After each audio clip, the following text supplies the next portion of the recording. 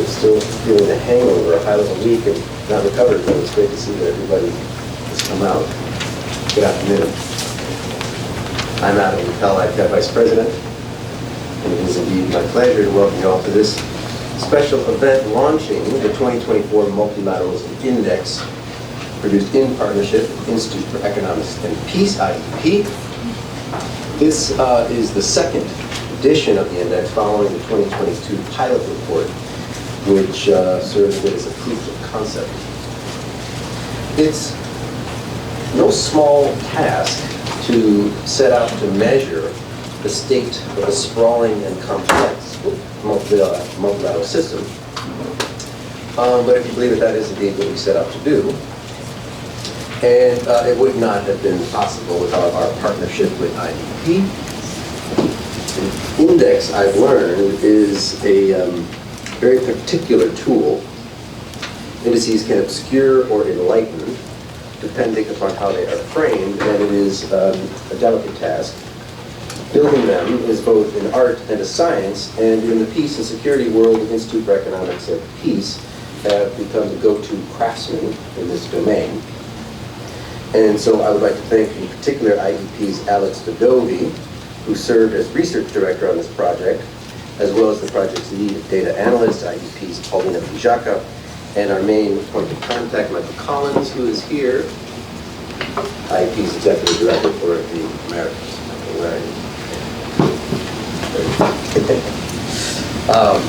Thanks to all. This project has as its origins the debates about the crisis of multilateralism, going back more than 5 years, to a time when, in the face of rising populist nationalism, there was real concern that we were facing a genuine crisis of confidence in the system that could lead to its very collapse.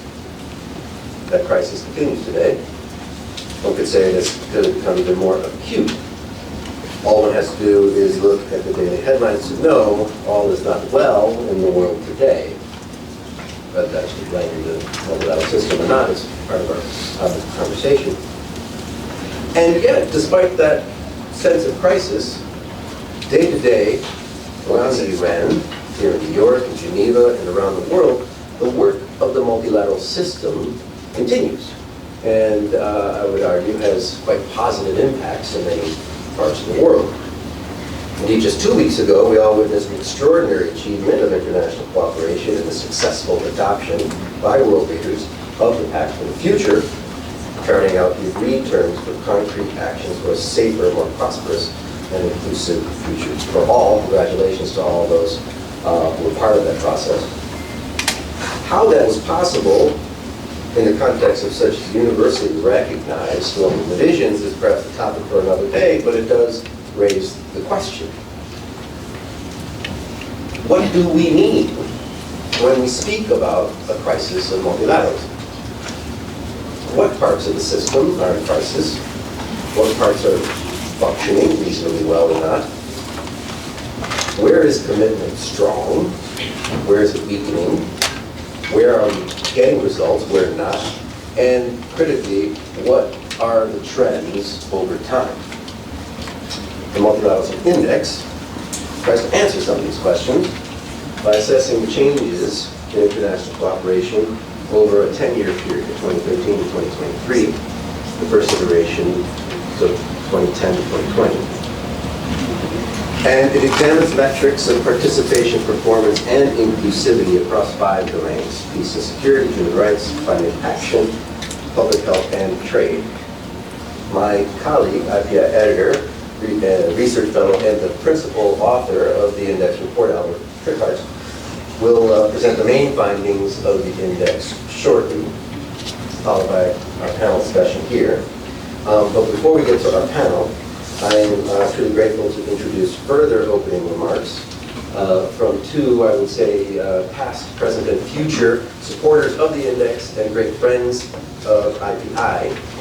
We were joking when we've got the Larsens here, one Australian, one Danish, but both with Danish names in his origin. So we'll first hear from His Excellency Ambassador James Larson, Permanent Representative of Australia to the UN, followed by Ambassador Erik Larsen, Deputy Permanent Representative of the Kingdom. I'll be speaking a lot about my Danish heritage today. I hadn't really thought I'd be speaking a lot about my Danish heritage today, but sitting next to Erik, I think I have to. So it's great to be representing both Australia and Denmark in this particular regard. But obviously I'm here as the permanent representative of Australia, and great to see long-standing colleagues, and it's a real pleasure to be here. I stand before you as a representative of a country which has deeply, deeply believed in the multilateral system and the contemporary United Nations right from its very inception. And when I think back to the post-World War II, indeed during the World War II period, when the current United Nations Charter was being negotiated, our Foreign Minister at the time, Dr. Herbert Ebbett, was a passionate believer in creating an effective and representative multilateral order which enabled medium-sized states to have a voice and to have representation. And a core element in his commitment to that multilateral order was that it not just be about peace and security, but it should also be about development and human rights. And he advocated very, very strongly indeed for that. And I'm the inheritor of that commitment and that enthusiasm, which has been a core element of every Australian government's international foreign policy positioning since that time. When I look at the index document that has been produced and that we're discussing today, it's of enormous value to us because we can only make our contemporary multilateral system better and support its evolution if we have a very clear-eyed sense of obviously what it does well and what in human resources parlance I think we'd say is room for improvement. And I agree absolutely with you, Adam. The system that we have in place today, we know there are many, many elements, particularly on the delivery side, which it does, perhaps not perfectly, but it actually does very well. And when I think of the work, I've worked for a number of years in Turkey during the Syria crisis. I was ambassador there. I would frequently travel to the Syria border, and I think of those hundreds of thousands of people who would not be alive today were it not for the UN agencies delivering food, medicine, shelter, basic services. And as we know, that level of basic support is replicated in multiple locations around the world every single day. And I don't think we should allow a focus on political impasse that we see here in New York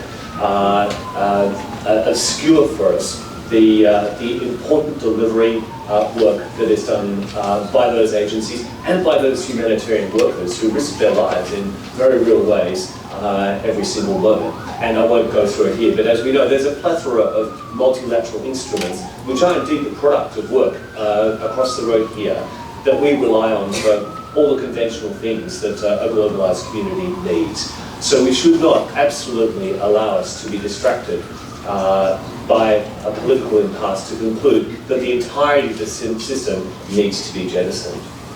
That said, I think it's very interesting when you look at the index and you look at the data that you're producing. I like the way you have split out the delineation between participation, engagement, and performance. And what the index is telling us very clearly, when you look at the participation and engagement data, it's showing very clearly that the vast majority of our global community, they want a multilateral system that works. And they want a multilateral system that can give equal voice and equal representation to all its member states. And we see that very clearly in the index, and we see it very clearly, of course, when we gather in the General Assembly and in some of the more complicated debates we've had in the General Assembly over the last 12 months. You see there a gathering of the entirety of the world community, and you see substantive debate and substantive exchange. Of course, we're all well aware of the areas for improvement, but so much of that goes to political impasse, and so much of that goes to obvious and well-known reasons. But I think when you look at performance and you look at the outcomes from the index, looking at human rights, for example, certainly in relation to trade, obviously in relation to global peace and security, there is clearly work to be done, and we need to reflect carefully on ourselves as to what to do about that. And of course, in many respects, we can't expect the multilateral system to be better or bigger than the members themselves. And I think that requires us to reflect on what the membership actually represents, what we look like, and in many respects, we're looking at a mirror of ourselves when we see dysfunction in that system. Obviously, I could touch on the terrible consequences of what we're seeing, Russian aggression in Ukraine, the very, very challenging circumstances that they play out in Lebanon and Gaza. But they are evidence of a system where we do need to invest more in thinking how it can be more effective, and we do need to invest more in looking at the institutions, the structures, and the systems that we have in place, and to reflect, okay, well, given what we see here, and given that performance outcome that you see in this index, what does that tell us that we need to do? Thank you.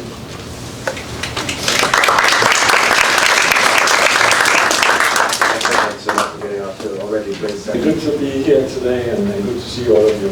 Thank you for inviting Denmark. I want to thank IPI for convening this event. Extremely timely. We're proud to have, for over 20 years, partnered with IPI. And in recent years, our support has very much centered specifically on IPI's work stream on the revitalization of multilateral cooperation. And I would say for small states such as Denmark, multilateralism is really not an option. It's a necessity. And you also rightly pointed to the importance of the Summit of the Future. In many regards, a once-in-a-generation opportunity to respond to the recognized shortcomings and that we all see, and to look at multilateral responses to the crisis that we are facing. And we also talked about how the multilateral system as such may be in a crisis.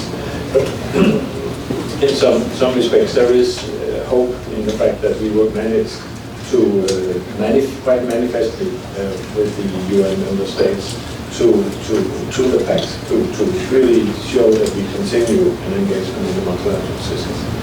In the pact, all the member states, and remember this, that this is at the highest political level, heads of state and government commit to, and I quote, pledge a new beginning in multilateralism.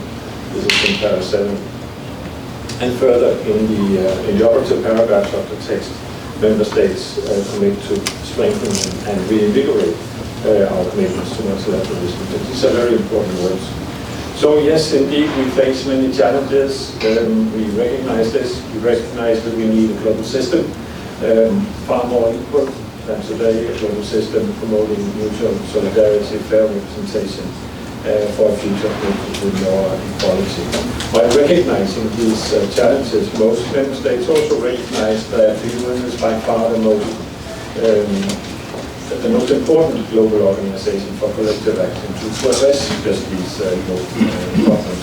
And the pact, which was adopted by consensus, is indeed testament to this. We also recognize and realize that it's difficult to assess the overall state of the multilateral system and multilateral cooperation, and therefore the index really has just decided to set out to do this and assessing recent trends in multilateral cooperation across the 5 key areas mentioned by Ambassador Lawson. Also, this can really serve as a resource for member states, for us member states, to identify where the multilateral system is coming up short, and also where it's demonstrating resilience. Just one positive example, there are many in the report, but just one is the growing contribution to the UN Peace Building Fund, showing really a commitment to multilateral peace building by many member states. But at the same time, you don't see that in the overall area of peace and security, also mentioned by Ambassador Lawson, the index really reports a sharp decline in the performance of the multilateral system. And unfortunately, nowhere is this more clear than in the Security Council. I would say nearly on a daily basis we witness how the deep geopolitical divisions too often within the Council in response to major crises around the world. And for this, our view is quite clear. While imperfect, the Council remains the foremost forum for maintenance of international peace, international security, but it has to do more. And as an incoming elected member, we will try to play our part in working to reverse the declining trends that we see that are represented also in the report. I really look forward to the panel discussion. We could speak much more about, for example, the role of civil society. Denmark and Costa Rica is working closely with Costa Rica in this regard. I would say this is one area where we did not do well enough in the summit. This was also on participation. Thank you. Thanks so much.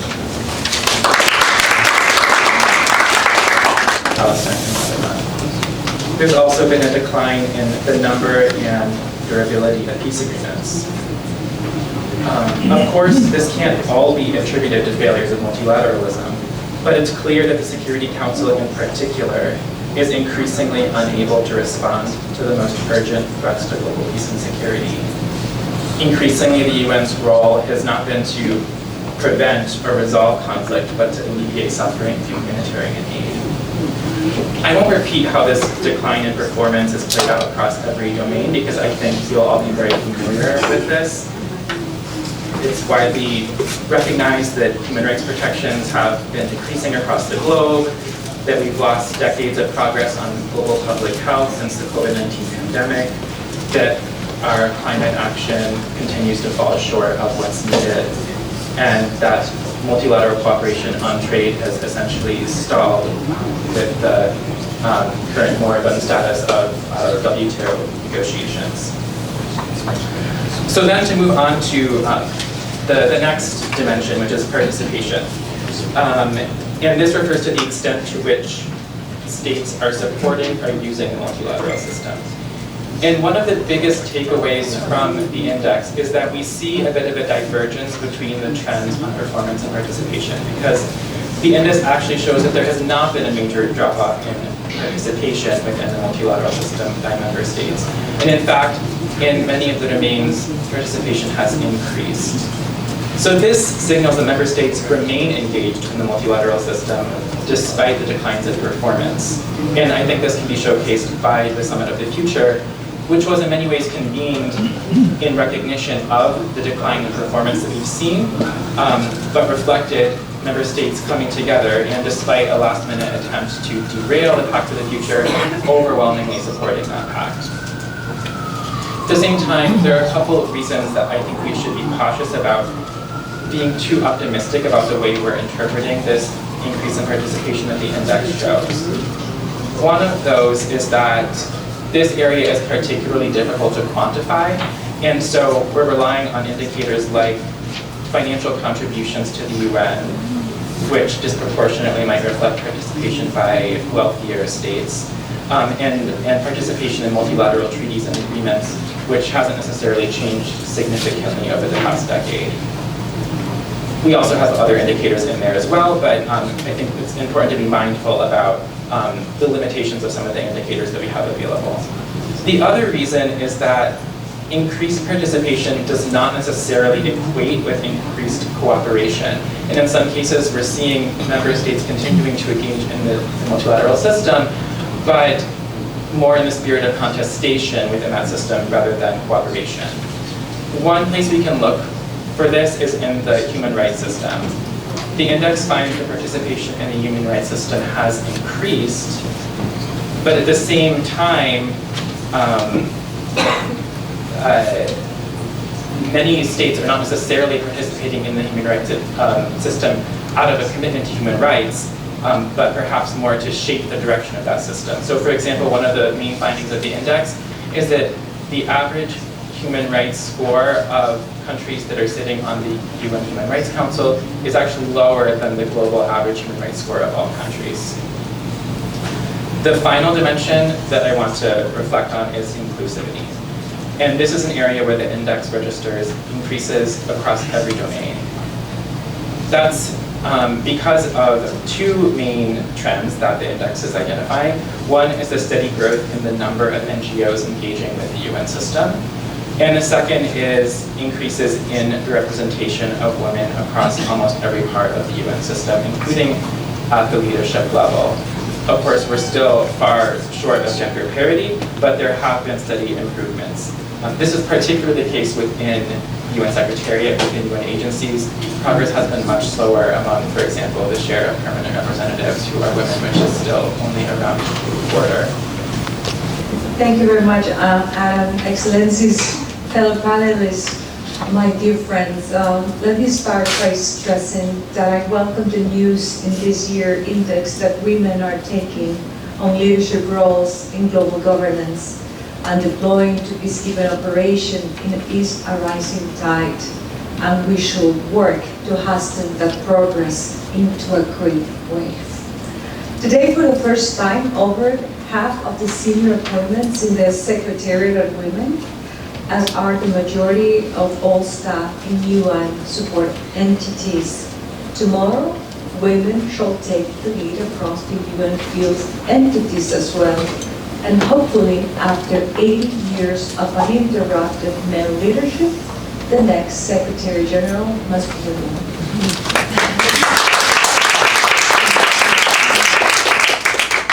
Indeed, the domain of inclusivity is in ascendancy.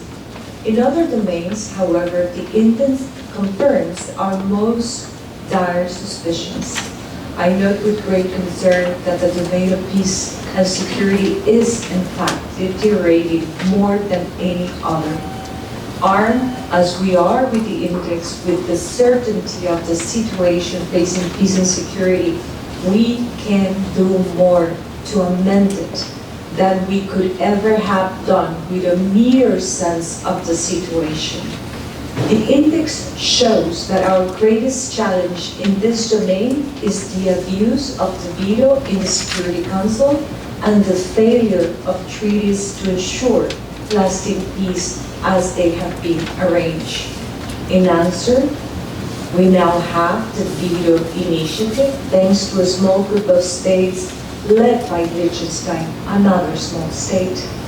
The veto initiative reorients the GA roles as the backstop for international peace and security, and thanks to the veto initiative, it is incumbent upon the General Assembly, with every member state is a permanent member, to ensure that the Security Council's feeble deadlock does not bring the whole UN system down with it. To answer the index finding that present treaties have failed to secure lasting peace, we now know we must look to this main dimension of participation.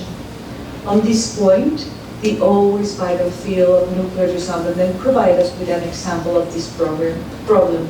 And let me tell you something. According to UNITIR, only 1/3 of the participants in disarmament, non-proliferation, and arms control negotiations are women. 1/3. That is very low. And what we're seeing today, and the index talks about this, is that all the conventions designed to reduce nuclear tension and cultivate trust are under threat, as Russia and the United States have withdrawn from the Open Skies Treaty. It is not enough for states to congratulate ourselves that a treaty merely exists. Non-nuclear weapon states, many of which are small states, remain at the forefront of disarmament efforts, and we have done so by adopting the Treaty for the Prohibition of Nuclear Weapons in 2017. The negotiation of that treaty was led by Costa Rica. We must muster the diplomatic capital and take full action that will incentivize accession to disarmament agreements and see their provisions implemented. Our leadership, the leadership of small states in protecting, defending the multilateral system cannot be overstated. It is essential to challenge entrenched practices shaping global norms, and propelling the international community toward a nuclear-free world. We must continue to strengthen the norm against nuclear weapons until they are universally condemned. Bringing the index findings before the membership will help guide political attention as EP and IPI aim to do, and it will help to secure the political will necessary to seize opportunities within the Charter, and even to recommend to the General Assembly specific, bold reforms of the Charters, measures that will deter the abuse of the veto, mitigate it, or nullify it. The wisdom of the International Peace Institute and of the Institute for Economics and Peace in creating the index at this moment cannot be overstated. And we, Costa Rica, appreciate the true potential of the work by reflecting on the usefulness of the measurement itself. Without metrics, people can only rely on their intuition. And when people do that for too long, they will deceive themselves in either of two ways.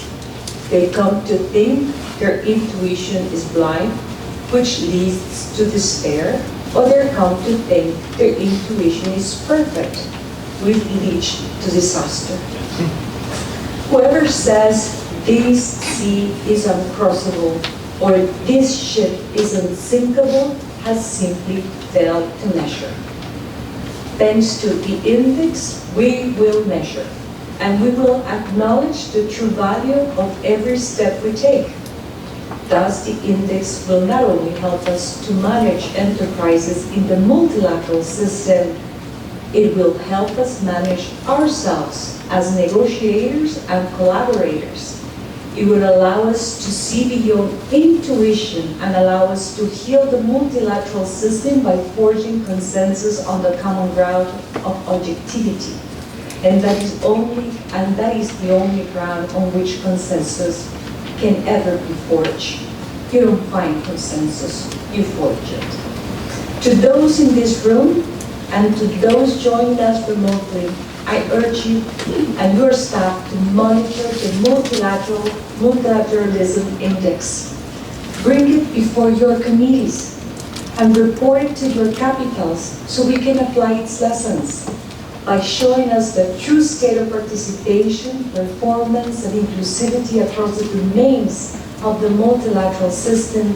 The revised Multilateral Index will give us the confidence to carry on where we're doing all we can, give us the insight to change our course where we are adrift, and give us the chance to see opportunities where they are in reach. For good measure, we will reach for every opportunity. I thank you.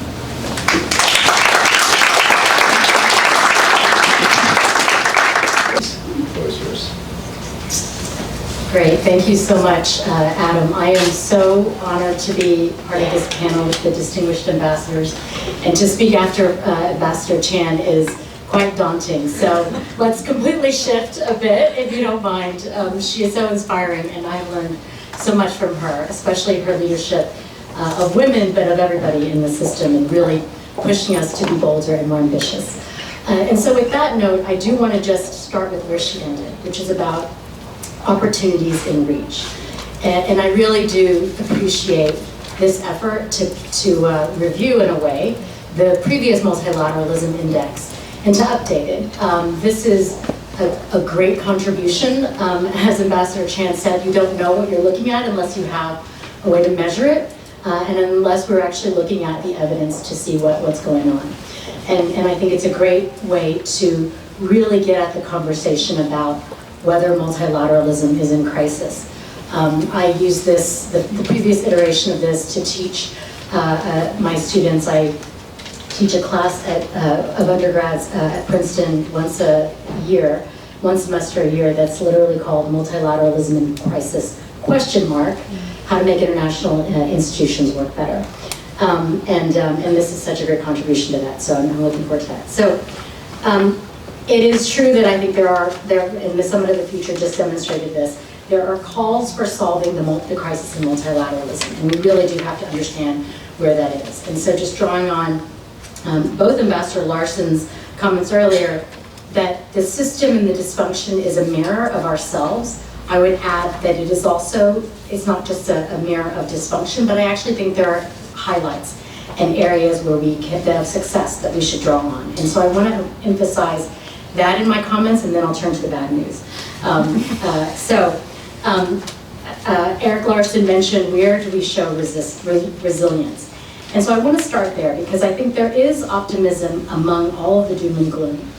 And I want to use that as a frame to provide a little bit of feedback on this, which is that the first iteration of this went to look at the time frame 2010 to 2020. And then the second iteration has looked at the time frame 2013 to 2023. And if you look at that the last 3 years, 2020 to 2023, you've actually seen some really interesting highlights, or I would say successes, in multilateral cooperation, that if they were included in this index, I think we would get a fuller picture as to those areas of resilience, where we do see positive trajectories for where global cooperation may be going. I am a multilateralist at heart. I am still clear-eyed because I've been around the UN system for far too long. I had to leave for 4 years to work on American democracy, which is why I'm now back. But just to say, if you look in that period of time, just in those years, you had an agreement to have a plastics treaty, a legally binding plastics treaty. This was in 2022. You had an agreement, the Kunming-Montreal Global Biodiversity Framework agreed at the COP15 in 2022. That was huge, groundbreaking. You had last year the High Seas Treaty. This was 10 years in the making. I think it's also BBNJ, Biodiversity Beyond National Jurisdiction. That was huge, a huge, huge success in 2023. Last year you also had UN member states here agreeing to take back leadership on global tax cooperation from the OECD, and led by African governments, saying, you know what?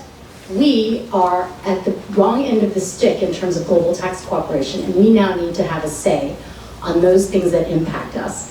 And so now you will have a legally binding global convention on tax cooperation done by the UN. So those are highlights. And I think because the domains, the 5 domains you've chosen, don't cover development, and that you've shifted now from looking at environment to climate in those 3 years, you've, in a way, kind of removed those really important successes on environment.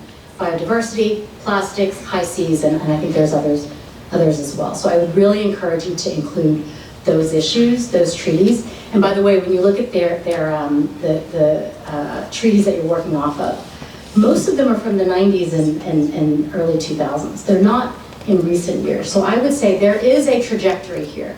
So despite all the doom and gloom, there are some highlights. So what are some lessons that we can learn from that? And I love the way that you've now divided up into these 3 dimensions. So participation. If you look at participation, I love that you focus on this, because in fact, it is true that we have had a great many more, I love the chart that's in here, please take a look if you haven't, of the dramatic increase in civil society, think tanks, and non-governmental organizations getting involved in the UN.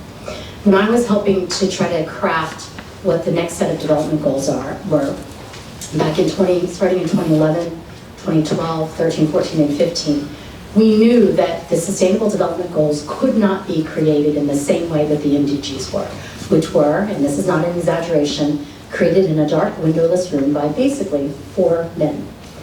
The SDGs had to be dramatically different. And so what we did, in an effort that I was very proud to lead when I was at the UN Foundation, was to bring in as many outside groups into the process as possible, which didn't mean that we had to fly them to New York. It meant, how do you inform them about what the negotiations were on, when member states were negotiating what, and what was really at stake, and bring in the vast wealth of expertise on implementation, on policy frameworks, on advocacy and campaigns that they could bring to bear to this. And the SDGs was one, I think, really important example of how when you open up UN processes, you actually get a better outcome, because why?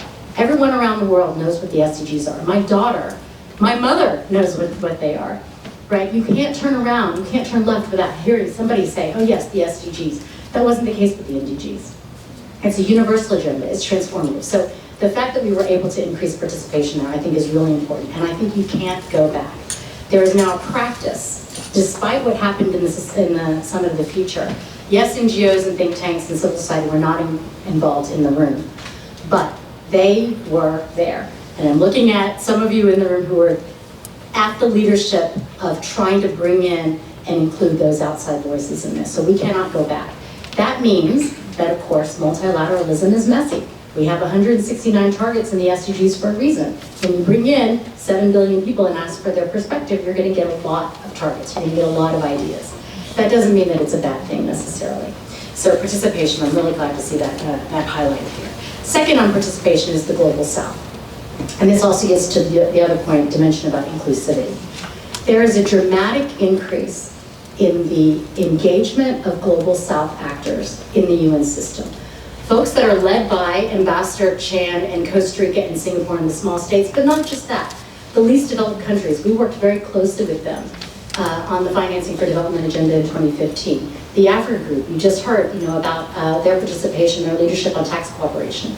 Global South countries are empowered now, and they're seeing that when they get together, they may not have the power as individuals, they don't sit in the G20, they don't sit in the G7 or in the international financial institutions, but in the numbers and they're being able to come together around objectives, they do have the global majority votes here in the UN to be able to get what they need. And so in a way, even if there is this contestation, your point about there being an increase in participation, but maybe a decrease in performance, that does reflect contestation, but I would say I don't think that's necessarily a bad thing. I think it's a reflection of the geopolitical moment that we're in right now, which is really interesting. Global South countries feel empowered, and they're not just going to be bullied into whatever agreement the countries that have always had power want them to do. And I think we just have to kind of sit okay with that uncertainty for a bit, and let's see where it lands.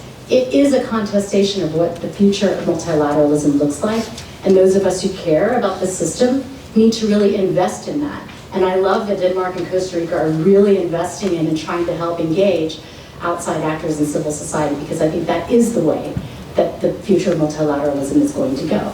That also then means that the voices of the Global South, the moral majority in a way, those governments that are bearing, those countries that are bearing the brunt of the global crises should have a say in their own fate. And now I think really the UN system is the only place where that's going to happen. So in the General Assembly, you've seen and we've seen with the Security Council, they are now saying it's not just going to be the Security Council who decides what happens on peace and security around the world. We should have a say over that too, whether it's through the veto initiative or Uniting for Peace that was codified now in the Summit of the Future. It's actually quite exciting time, so I want to raise that. Lastly, on inclusivity, I think this gender angle is absolutely critical. We also have to look, I think it's really great to see that issues of race and geographic representation have now also been elevated inside the UN system. I will say also, as a former refugee myself, the fact that national identity is the way that we sort of look at geographic representation. I think we need to think more broadly about those things. But my last comment is really about compliance and adherence. So just because we have these multilateral agreements, Summit of the Future, High Seas Treaty, all these things that we've just discussed, that doesn't necessarily mean that they're going to be delivered. And that is, I think, the crux of the crisis in multilateralism.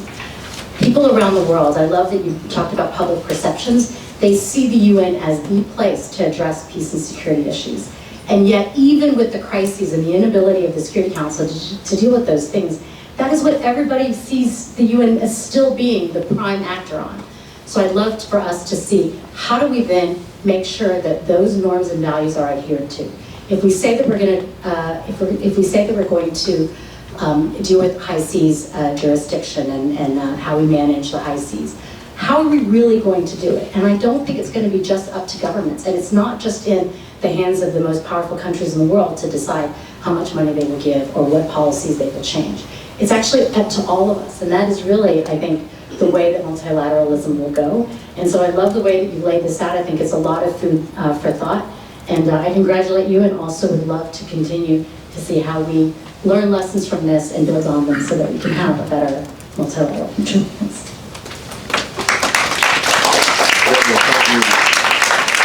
Increased use of the vetoes in the Security Council just over the past few years. States, the US and Russia, withdrawing from multilateral arms control agreements just in the past few years. So it sort of depends what domain you look at too in terms of what happens when you shorten the time frame from a decade to 3 or 4 years. Great. Questions? So one gentleman standing up in the back. Or he's a really great guy. So I was thinking, as I was listening to some of the things that Mintu was sharing, about how we read data and the narratives that we create around it and how important that is. So on the one hand, we have more treaties, which is great. And I think that is the way that we should tell this narrative, is that there are more things, we are creating more consensus, we are advancing more in our rhetoric. But what that does is it also sets the bar higher. And then we may not be meeting that higher bar. So on the other hand, you could also articulate a narrative that says, well, we are, as a percentage, meeting fewer and fewer of our commitments. Another example of this could be in the context of civil society participation.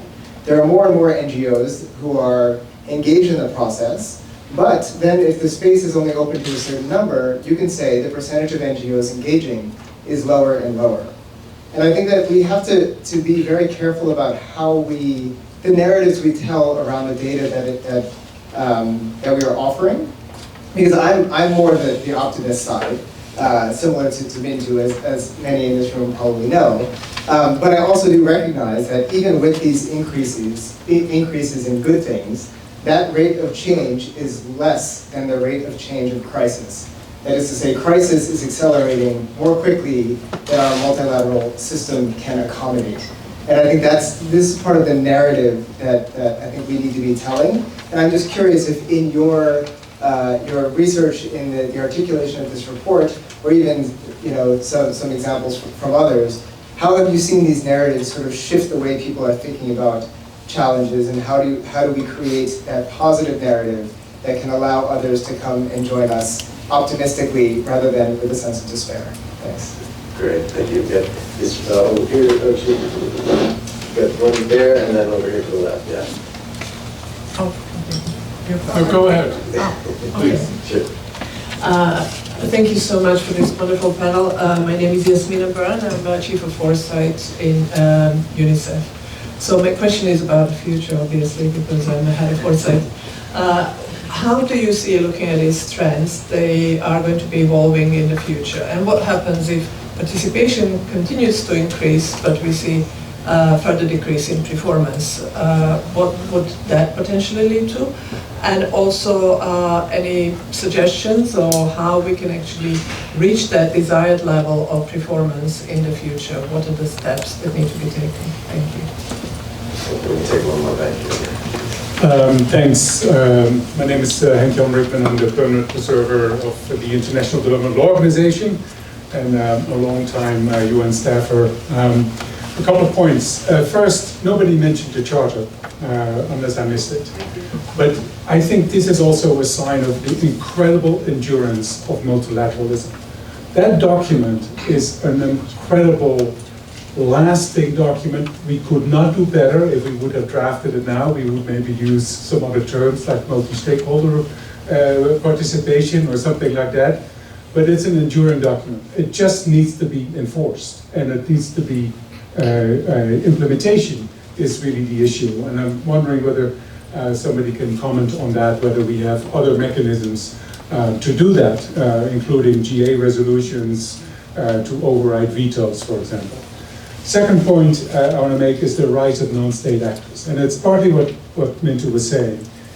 More actors on the table makes agreements much more difficult to reach. And I totally agree with Mintu on the the inverse relationship between inclusivity and participation versus performance.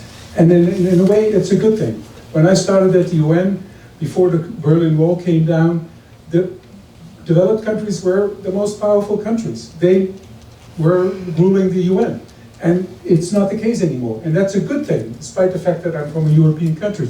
We need to accept that the power is shifting, and that's going to be a period of uncertainty or whatever.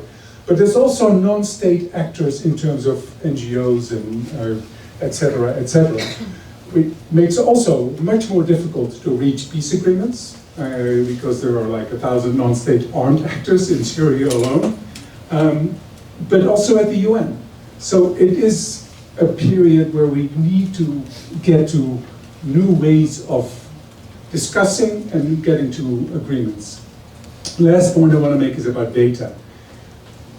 I don't think that data, and I think there is some academic research, that data is the way to convince other people. And it's storytelling that is really the important part. Unfortunately, a survey showed that the people who did not know where Ukraine was on the map had the strongest opinions about whether military interventions should play a role or not. And that is, I think, a good sign of why knowledge or data is not always the critical factor. And I'm wondering, in particular, Ambassador Chen, whether you can comment on how can we get to more agreement, despite the fact that we have these incredible different world views about the role of the Charter, for example, and how they can be enforced. Thank you. Excellent, thank you so much.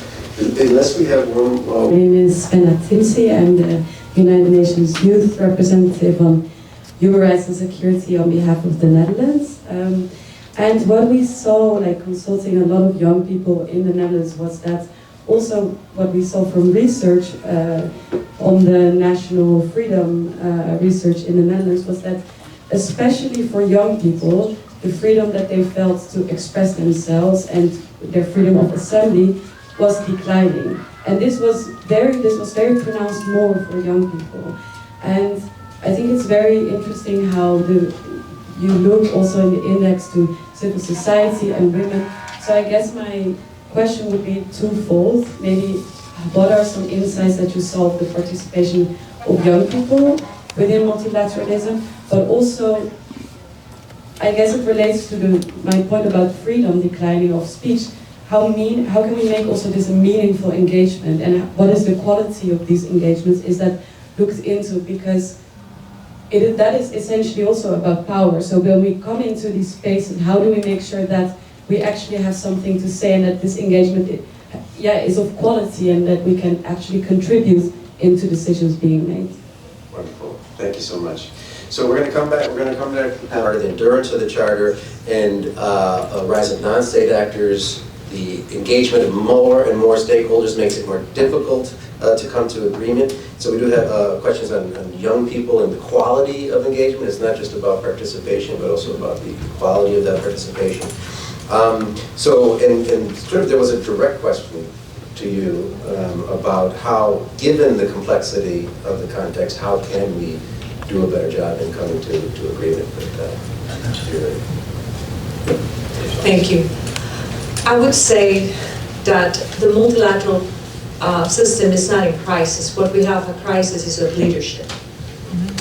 And to answer your question, I would say that we need to start by appointing the right leaders to deal not only with committees, but with facilitations, and take that to the 38th floor of the UN building. Leadership matters so much because depending on the quality and the personality and how you do your work in good faith, you will be able to achieve good results or not. That perception when it comes to narrative is like the moment that someone perceives that you're not acting in good faith, you miss the opportunity, the window opportunity of reaching an agreement. Having that quality, good faith, not only in the place that is the spirit and the heart of every single international treaty, must be really valued. I insisted during the negotiations of the Pact of the Future that the underpinning of the pact was good faith. And without good faith, we won't have a system. The second is process. We need to make sure that the processes we're leading are done to the T. And getting consensus in RepCon 4 was not easy. Many thought that it was almost impossible. But the process was handled in such a way that we knocked on every door, addressed every concern, and issue every single outcome document or draft outcome document that was converging views. And I think that that is something that none of us as PRs are ever taught unless you are a very seasoned diplomat to do well. So process matters, personality matters, being perceived as an honest broker and a good faith actor is key. And for young people and for women, attendance is not participation. And attendance is not participation, not only based on gender, but also geographical participation. What we have seen now, and there's a paper on the nuclear priesthood, is that in nuclear disarmament or nuclear matters, what we have is white, Western males doing the job.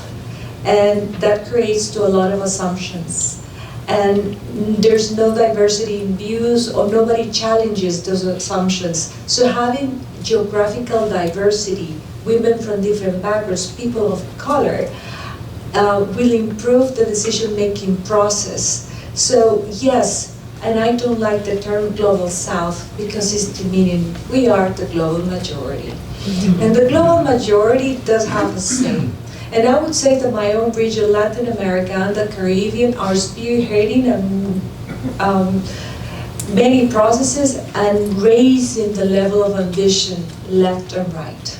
Without GRULAC member states or without many Latin American states, you won't see the level of ambition that we got in many processes. So I recognize the role of Latin America and the Caribbean in this, in spearheading, in pushing for more, raising the level of ambition and making sure that what we have is better than we got.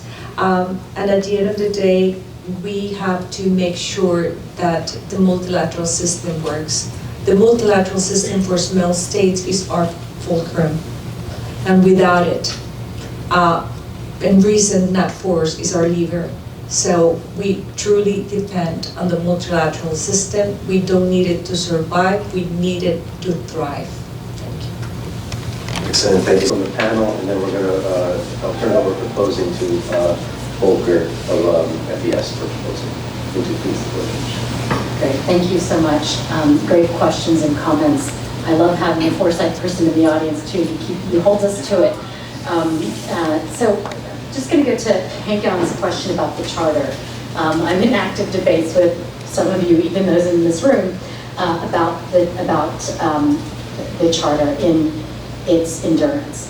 I am right there with you, Hank-Jan. I think the charter has endured, and even if we don't abide by every article in that charter, there is something about it that people reference back. And countries that have become newly independent countries who have now signed on to being a member of UN and signed up to the charter also fundamentally believe in those articles in the charter. And I think there is just a really important spirit there that overrides everything that we do. That no matter what, there's a way to default back to, even if we don't agree on the details, we have a North Star, and that's the charter. And I think there's something really important in that. And when we talk about this contestation about the future of multilateralism, where there's a lot more actors, and there's maybe a shift in global power as to who has a say over the rules, and what kind of rules those will be.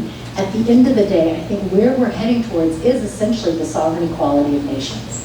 That we are trying to get to a more egalitarian multilateral system. And nowhere more than that is it represented than at the UN. And so in a way, I love that this Multilateralism Index is focused on the UN. I hope that, as I've encouraged you to expand that to issues that really are core to developing countries. But I do think that is just such a great important point. And that gets to this point about narrative too. Around the world right now in very sobering moments, it does feel like we are on the verge of hell on some days. But I think there is still this aspiration out there that you saw in the Summit of the Future, despite all of the negativity around why are we at a moment in so much division around the world trying to have an agreement on global cooperation. But you saw that it was really the aspiration of what does the Charter say and how do we now execute on that. So I think that's really important. And the narrative around whether multilateralism works, you can select or cherry pick certain things that give you a very bad view, which for sure on peace and security and human rights, are just not going in the right direction. But there are bright spots, and I want us to try to capture what is in that, which is that there are more voices, people are feeling greater agency, youth need to be represented. You just had the world come together and say, we are safeguarding the rights and interests of future generations and of youth. And so we are trying to make room and trying to expand this system to include more of us. But I will end, unfortunately, on a slight word of caution, which is that we are 3 weeks out from a major election in this country that we're sitting in. And having worked for 3.5 years on American democracy and looking at the impact, the reason why I left the UN to work on that is because of the impact that will have on multilateral cooperation. I don't want us to leave this room without just very clearly thinking about, you started off this panel, Adam, by saying populist authoritarianism as a thing that spurred you all to even doing this multilateral index in the first place. I think we need to hold tight onto that and just remember that there are forces out there that are trying to divide us. We will see where this goes, but we do have to be very clear-eyed. And if at the end of the day, there are the isolationists or the ones who don't believe in multilateral cooperation end up winning in many of the countries that people represented in this room. At the end of the day, I think maybe one bright spot to that, and just to the question about what's the future look like and how do we make it work, is that it means that all of us then, in response to these kinds of threats, have to step up, that we can't just be comfortable in relying on the norms, relying on the Charter, relying on assumptions of the world will come together and still will advance, that actually it won't happen unless we actually step in and provide the leadership that Nancy Chan was just talking about. Fantastic. Thank you so much. Albert, please. Thank you. So thank you for this question about how we read the pandemic treaty were adopted tomorrow. You could, in theory, see the participation indicator drop significantly because it would take states a while to ratify that treaty. So that goes to your point about the bar rising. By the same token, we can see areas where, for example, financing to various parts of the multilateral system is rising quite substantially, but at the same time the needs are rising even faster, so we can see some indicators improving on some level even as the gap between financing and needs is also widening. So it's really important to look beneath the numbers to get the full story. On this point about the rise of non-state actors, I think that's a really important point as well, and we do need to look beyond just NGOs too. So, for example, this greater inclusivity of non-state actors is not always purely a positive, as you mentioned. For example, at the most recent climate change conference by some counts, there were a record number of fossil fuel lobbyists participating in those negotiations. It can be a mixed bag in terms of what we're getting when you have greater participation of non-state actors. And again, the importance of sort of looking below the numbers. And then finally, this point about young people, I'm really glad you brought that up. I would love to have included inclusion of youth in our inclusivity indicator, but unfortunately the data is just not there. On some levels, you can see the UN trying much harder to engage youth with the creation of Office of the UN Youth Envoy, for example. In the latest, again, with the latest climate change conference, there were much greater efforts to include more youth in that. We saw it also in the Summit of the Future with the Declaration of Future Generations. Once again, though, it's important to look below the numbers, and as you mentioned, understanding the quality of engagement. Going back to the point about rising representation of women in the UN system as well, obviously we can't just look at how many women there are at the table. We also have to look at the working conditions that those women are experiencing. For example, as the number of women deployed to UN peacekeeping operations is increasing, we have to also ask, are those women able to participate in meaningful ways? Are they able to participate safely? And we also have to ask, are these gender-related considerations being mainstreamed in the work of these parts of the UN system as well? So again, the overarching point there is that I think that the numbers provided in this index can provide us a lot of rich food for thought, and I really thank my fellow panelists for helping us really dive in and look beyond those numbers and bring more nuance to the conversation as well. Data, or do we believe in certain things that are measurable? I think we, certainly in the US, but maybe also in other Western parts of the world, we have become quite cynical about the value of anything that sounds like objective measurability, and I don't believe this is, there's a grain of salt to many of these approaches too. I mean, I don't want to quote a very quotable former British Prime Minister who said, I only believe in statistics that I've forged myself. And we are not here with the Multilateralism Index, but I think it's good to come ahead of the curve and to provide something that people can think about and to have something at hand to debate about. And this is, I think, in these post-factual times, even more important than ever. And I'm sometimes wondering if this is just a very Western-centric view, if the rest of the world is as post-factual, cynical, as we sometimes tend to be in these day and ages. And I'm also reminded that our organization has conducted over the last years a survey on the perception of the United Nations, and very much to our surprise, the public perception of those being surveyed in 50 countries all over the world was always way more positive than the perception or the attitude of many of the governments where they are from vis-a-vis the United Nations. And that includes, by the way, Americans and also Republican voters. So there is hope after the November election, but let's still hope for outcome there.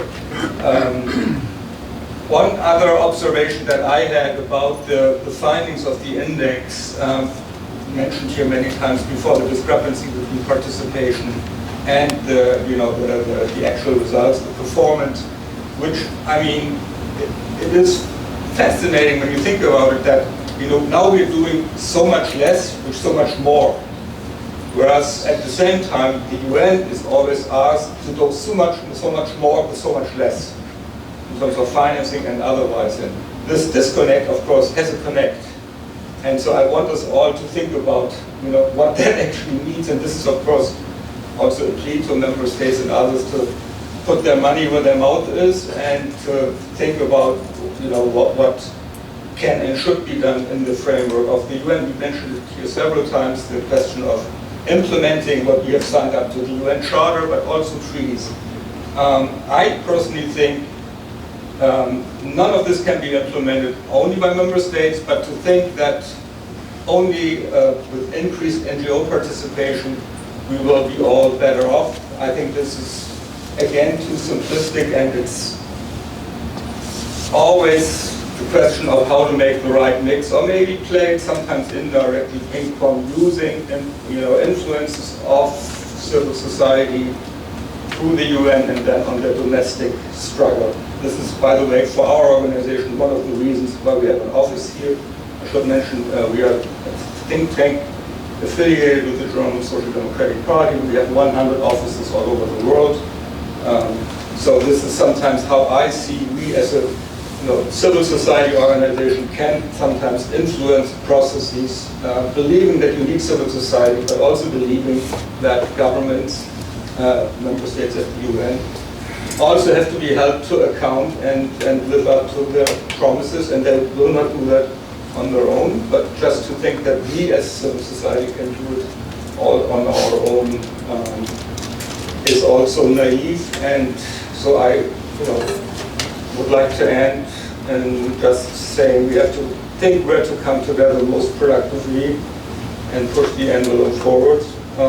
Cross committee in half an hour, one nice example. There will be many more in the next weeks and years, and we look forward to continue with you on this matter, which I think is a great collaboration. Thank you.